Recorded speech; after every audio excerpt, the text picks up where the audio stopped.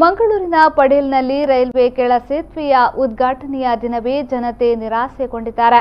ಕೇವಲ 5.5 ಮೀಟರ್ ಎತ್ತರದೊಳಗಿನ ವಾಹನಗಳಿಗಷ್ಟೇ ಸಂಚರಿಸಬಹುದಾದ ಈ ಕೆಳ ಸೇತುವೆಯ ನಿರ್ಮಾಣ ಕಾಮಗಾರಿ ಸಮರ್ಪಕವಾಗಿಲ್ಲ ಎಂಬ ವಿಡಿಯೋ ಸಾಮಾಜಿಕ ಜಾಲತಾಣಗಳಲ್ಲಿ ವೈರಲ್ ಆಗುತ್ತಿದೆ.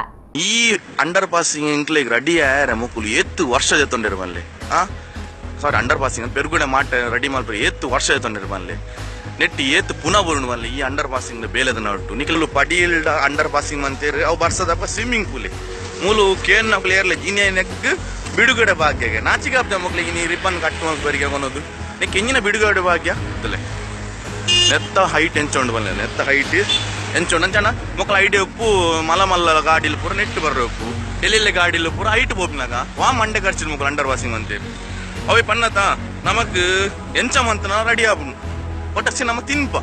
ಭಾರತ ಸರ್ಕಾರದ ಸಾಗರ್ಮಾಲಾ ಯೋಜನೆಯಡಿಯಲ್ಲಿ ಚತುಷ್ಪಥಗೊಂಡ ಹೆದ್ದಾರಿಗಳಲ್ಲಿ ರಾಷ್ಟ್ರೀಯ ಹೆದ್ದಾರಿ 73 ಕೂಡ ಒಂದು.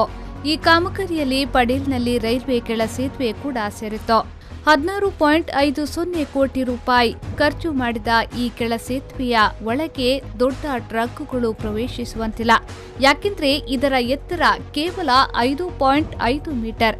ಹೇಗೋ ಇಂತಹ ಸೇತುವೆ ನಿರ್ಮಾಣ ಮಾಡುವಾಗ ಭವಿಷ್ಯದ ದೃಷ್ಟಿ ಇರಿಸಬೇಕಿತ್ತು ಅನ್ನುವುದು ಸೋಷಿಯಲ್ ಮೀಡಿಯಾ ಮೆಸೇಜ್ಗಳ ಚಾಟಿ ಮಾತು.